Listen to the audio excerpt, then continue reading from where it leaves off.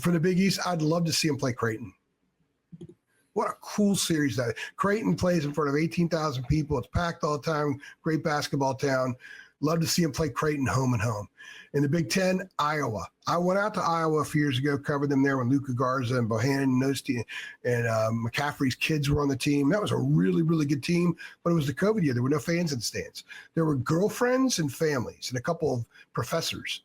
There were like 80 people kind of scattered over in a corner. That was it.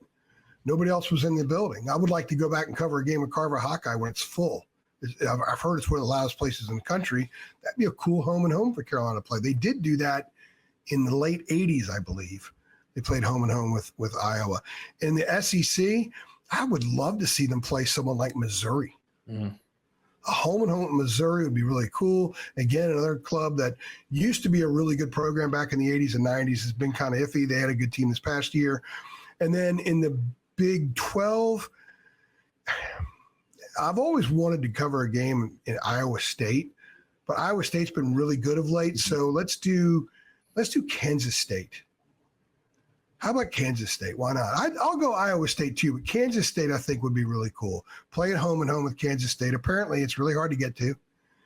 So you got to fly into somewhere and then drive or walk or hitchhike or whatever. It's hard to get to. It's maybe the hardest power conference campus to get to. It's so remote. So Penn State's pretty much like that too.